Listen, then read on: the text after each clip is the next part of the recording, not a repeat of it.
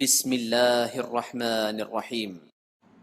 السلام علیکم ورحمۃ اللہ وبرکاتہ۔ الحمد للہ وکفی وسلام علی عبادہ الذین اصطفی، اما بعد۔ حاضرین و ناظرین، یہ درس نمبر 1572 ہے، اور آج سورۃ العنکبوت کی 2 آیتوں کی تلاوت اور تشریح کی جائے گی، آیت نمبر 24 اور 25۔ چلے سب سے پہلے ہم ان 2 آیتوں کی تلاوت کرتے ہیں، لفظی ترجمے اور ترجمے کے بعد تشریح کرتے ہیں۔ اعوذ باللہ من الشیطان الرجیم، بسم اللہ الرحمن الرحیم۔ فما كان جواب قومه إلا أن قالوا اقتلوه أو حرقوه فأنجاه الله من النار إن في ذلك لآيات لقوم يؤمنون وقال إنما اتخذتم من دون الله أوثانا مودة بينكم في الحياة الدنيا ثم يوم القيامة يكفر بعضكم ببعض ويلعن بعضكم بعضا ومأواكم النار وما لكم من ناصرين صدق اللہ العظیم۔ لفظی ترجمہ یوں ہے، فما کان جواب، پھر جواب نہ تھا، قومی ہی، اس کی قوم کا، الا ان، مگر یہ کہ قالو، انہوں نے کہا، اقتلوہ، تم اسے قتل کر دو، او حرقوہ، یا تم اسے جلا دو، فانجاہ اللہ، پھر اللہ نے اس کو نجات دی، من النار، اس آگ سے، ان فی ذالک، بلا شبہ اس نجات میں، لآیات، البتہ نشانیاں ہیں، لقوم، ان لوگوں کے لیے، یؤمنون، جو ایمان لاتے ہیں۔ وقال، اور حضرت ابراہیم نے کہا، انما اتخذتم، بس تم نے ٹہرایا ہے، من دون اللہ، سوائے اللہ کے، اوثانا، بتوں کو معبود، مودت بینکم، آپس کی دوستی کی وجہ سے، فی الحیات الدنیا، دنیا کی زندگی میں، ثم یوم القیامہ، پھر قیامت کے دن، یکفرو، انکار کرے گا، کفر کرے گا، بعضکم، تمہارا بعض، ببعض، بعض کا، ویلعن، اور لعنت کرے گا، بعضکم، تمہارا بعض، بعضاً، بعض کو، ومأواکم، اور تمہارا ٹھکانہ، النار، آگ ہوگا، وما، اور نہیں ہوگا، لکم، تمہارے لیے، من ناصرین، کوئی مددگار۔ ترجمہ یوں ہے، تو ان کی قوم کے لوگ جواب میں بولے کہ اسے مار ڈالو یا جلا دو، مگر اللہ نے ان کو آگ کی سوزش سے بچا لیا۔ جو لوگ ایمان رکھتے ہیں ان کے لیے اس میں نشانیاں ہیں۔ اور ابراہیم نے کہا کہ تم جو اللہ کو چھوڑ کر بتوں کو لے بیٹھے ہو تو دنیا کی زندگی میں باہم دوستی کے لیے، مگر پھر قیامت کے دن تم ایک دوسرے کی دوستی سے انکار کرو گے اور ایک دوسرے پر لعنت بھیجو گے، اور تمہارا ٹھکانہ دوزخ ہوگا اور کوئی تمہارا مددگار نہیں ہوگا۔ ان 2 آیتوں میں 8 باتیں بتائی گئی ہیں۔ پہلی بات، حضرت ابراہیم علیہ السلام کی قوم نے انہیں جواب دیا کہ انہیں قتل کر دو، یعنی ابراہیم کو قتل کر دو یا جلا دو۔ دوسری بات، پھر اللہ نے انہیں آگ سے بچا لیا۔ تیسری بات، یقیناً اس واقعے میں مومنوں کے لیے بڑی نشانیاں ہیں۔ چوتھی بات، حضرت ابراہیم علیہ السلام نے کہا کہ تم نے اللہ کو چھوڑ کر بتوں کو معبود بنا لیا۔ پانچویں بات، یہ تمہاری آپسی محبت کی وجہ سے ہے جو دنیاوی زندگی میں ہے۔ چھٹویں بات، پھر قیامت کے دن تم ایک دوسرے کے مخالف ہوں گے اور بعض پر لعنت کریں گے۔ ساتویں بات، تمہارا ٹھکانہ دوزخ ہے۔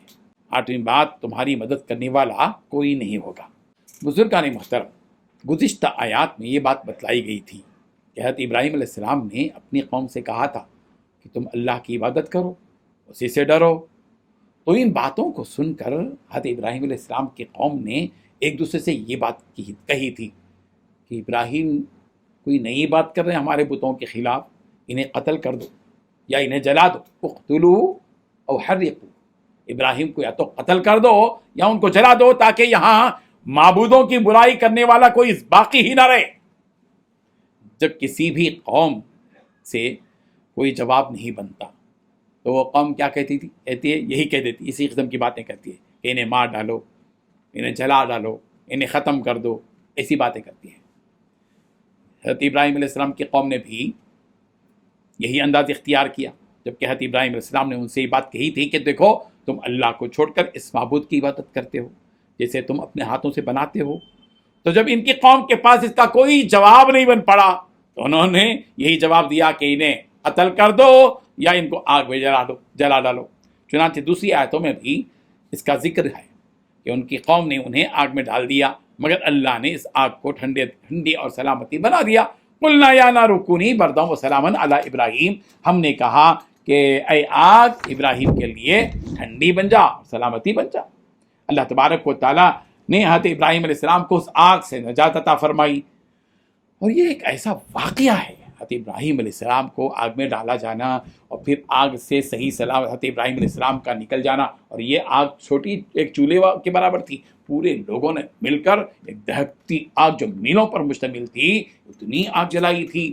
اتنی بڑی آگ میں ڈالے جانے کے باوجود زندہ نکل آ جانا، عقل اس کو تسلیم نہیں کر سکتی کہ انسان کو اتنی بڑی دہکتی آگ میں ڈالا جائے مگر وہ وہاں سے صحیح سالم باہر نکل آئے۔ اس واقعے کو دیکھ کر یہ احساس ضرور ہوتا ہے کہ ایسی کوئی ذات موجود ہے جس کے حکم پر ساری کائنات چل رہی ہے، اسی کے حکم سے ابراہیم علیہ السلام اس آگ سے صحیح سالم باہر نکل آئے۔ تو آگ بھی اللہ ہی کے ہاتھ میں ہے، اللہ کا حکم ہو تو جلاتی ہے، اور حکم ہو جائے کہ اے آگ خبردار نہ جلانا تو اس کے لیے ٹھنڈی بن جاتی ہے۔ اللہ اکبر۔ اسی لیے اللہ تبارک و تعالیٰ فرما رہے ہیں کہ یہ واقعہ ایمان والوں کے لیے ایک نشانی ہے، کیونکہ غیر مومن تو اس کا انکار ہی کرتے ہیں اور اسے جادو تسلیم کرتے ہیں، اور نصیحت تو بس ایمان والے ہی حاصل کرتے ہیں۔ اسی لیے یہاں مومن کا لفظ استعمال کیا گیا۔ جب حضرت ابراہیم علیہ السلام آگ سے صحیح سالم باہر نکل آئے تو آپ نے پھر اپنی قوم سے کہا، اے میری قوم، یقیناً تم نے جو اللہ کو چھوڑ کر دیگر معبود بنا رکھے ہیں اس کی ایک وجہ یہی ہے کہ تم آپسی محبت کو جو ان بتوں کی عبادت کرنے والوں کے درمیان ہوتی ہے اسے باقی رکھ سکو۔ تمہارے آپس کے تعلقات کو برقرار رکھنے کے لیے تم حق، ناحق اور باطل ہونے کے باوجود ان باطل کی معبودوں کی عبادت پہ تم لگے ہوئے ہو۔ اگر تم ان بتوں کا انکار کرو گے تو ظاہر ہے کہ یہ لوگ تمہارے مخالف ہو جائیں گے اور تمہیں چین سے زندگی بسر کرنے کو نہیں دیں گے۔ اسی ڈر کی وجہ سے تو تم یہ کام کر رہے ہو کہ ان بتوں کی حقیقت جاننے کے باوجود تم جو ہے کمپرومائز کر رہے ہو۔ اسی لیے لیکن یاد رکھو کل کے دن تمہاری یہ محبت کچھ بھی کام نہیں آئے گی، اس لیے کہ جب قیامت کا دن قائم ہوگا پھر اس دن جو ہے کوئی بھی تمہارے یہ دوست جن کی محبت کی وجہ سے تم نے باطل کو اختیار کر کے بتوں کی عبادت کی تھی، ان میں کا کوئی بھی تم سے محبت نہیں کرے گا، بلکہ ایک دوسرے کو لعنت کریں گے، ایک دوسرے کے ساتھ وَيَلْعَنُ بَعْضُهُم بَعْضًا، ایک دوسرے پر لعنت کریں گے، ہاں، اور ایک دوسرے کے منکر ہو جائیں گے، کوئی کسی کو دیکھنے کے لیے تیار نہیں ہوگا، ان کی محبتیں ان کی نفرتیں بدل جائیں گی جب اللہ کے دربار میں یہ کھڑے ہوں گے۔ اور تم لوگ ایک دوسرے پر لعنت بھی کرو گے، جیسے کہ سورہ اعراف کی آیت نمبر 38 میں ہے، کلما دخلت امۃ لعنت اختہا، جب ایک جماعت جہنم میں داخل ہوگی اور پہلے سے موجود اپنی ہی قوم پر لعنت کرے گی۔ اور ایک جگہ اللہ تبارک و تعالیٰ نے فرمایا الاخلاء یومئذ بعضهم لبعض عدو الا المتقین، جو لوگ دنیا میں ایک دوسرے کے دوست تھے وہ قیامت کے دن ایک دوسرے کے دشمن بن جائیں گے، مگر متقی لوگ قیامت کے دن ایک دوسرے کے دشمن نہیں بنیں گے۔ سورہ زخرف کی آیت نمبر 66 میں یہ بات بتائی گئی ہے۔ اور قیامت کے دن ایسا عالم برپا ہوگا کہ کوئی کسی کو ذرہ برابر بھی فائدہ نہیں پہنچا سکے گا۔ سورہ بقرہ کی آیت نمبر 123 میں ہے کہ وَاتَّقُوا يَوْمًا لَا تَجْزِي نَفْسٌ عَن نَفْسٍ شَيْئًا، اس دن سے ڈرو جس دن کوئی نفس کسی نفس کو کچھ بھی فائدہ نہیں پہنچا سکے گا۔ قیامت کے دن نہ کوئی دوستی باقی رہے گی اور نہ ہی کوئی سفارش کرنے والا ہوگا۔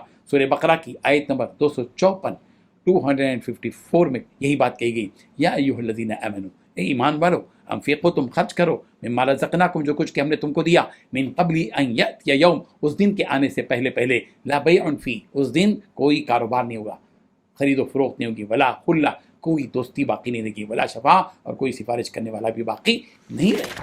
یہ باتیں اللہ تبارک و تعالیٰ بتا رہے ہیں اور سمجھا رہے ہیں کہ دنیا میں ایک دوسرے کی دوستی کی بنیاد پر تم کفر میں، شرک میں، بت پرستی میں مبتلا مت ہو جاؤ، یہ دوستی کچھ کام آنے والی نہیں ہے۔ اللہ کے پاس جب پہنچو گے تو سب ایک دوسرے کے دشمن اور ایک دوسرے کے منکر ہوگے، یہاں تک کہ ایک دوسرے پر لعنت ملامت کریں گے۔ اللہ تعالیٰ ہم سب کو ان حقیقتوں کو سمجھنے کی توفیق عطا فرمائے. آمین. وآخر دعوانا ان الحمد للہ رب العالمین.